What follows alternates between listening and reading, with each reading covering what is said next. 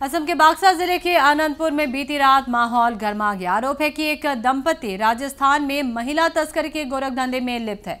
17 साल पहले राजस्थान के राजेश स्वामी से बाक्सा की दमयंती राजवंशी का विवाह हुआ था और समय समय पर यह दंपति गांव आकर युवतियों को विभिन्न प्रकार का झांसा देकर ले जाया करता था।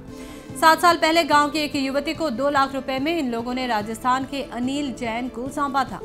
मंगलवार की रात दमयंती राजवंशी के साथ झगड़े के दौरान इस बात का खुलासा हुआ, जिसके बाद माहौल गरमाया हुआ है और लोगों ने दमयंती राजवंशी को घेर लिया। हालांकि बाद में घटनास्थल पर पहुंचकर पुलिस ने उसे गिरफ्तार किया। इसके बाद आरोप लग रहे हैं कि दंपति महिला तस्करी में लिप्त है।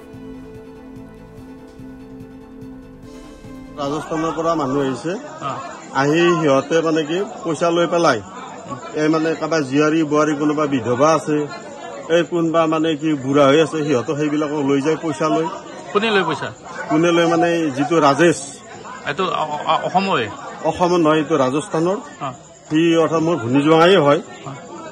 তাৰপিছতে এনেকে মোক আৰু একবাৰ ফোন কৰলাক আমাৰ এইটো নিয়াৰ পিছত যে হেৰি মই যাই আছো মানে ছোৱালী লাগে। তাৰপিছত মই ক'লো বুলি ছোৱালীৰ ক্ষেত্ৰত আমাৰ ঘৰত আহিব নোৱাৰা এনা আহা তুমি আলহী হিচাপত আহা কিন্তু ছোৱালীৰ ক্ষেত্ৰত নহয়। তাৰপিছত তেতিয়াৰ পৰা মোক বেয়া পায়। বেয়া পোৱাৰ পিছত আমাৰ মামা তাৰমানে মানে মামাহঁতৰ ভাগিৰ মামা সনাতন তাৰমানে সিহঁতৰ ঘৰত বাহা দিলাক দি সিহঁতে তাতে থাকে থাকি পেলাই সিহঁতৰ থাকি পেলাই ইয়াৰ পৰা ওচৰে পাজৰে দূৰৰ পৰা বহুত ছোৱালী তাৰমানে পইচা লৈ পেলাই বিক্ৰী কৰে ৰাজস্থানত। কিমান টকা লৈ মোটামুটি কাৰোবাৰ পৰা 2 লাখ 3 লাখ 1 লাখতো নাই 1 লাখৰ ওপৰত আজিও ছোৱালী নিবা আছে। এতিয়া মই শুনা পাইছো তাৰমানে নলবাৰীত বোলে বাহৰ পাতি আছে। ইয়াৰ পৰা মোটামুটি 10ৰ ওপৰত আছে।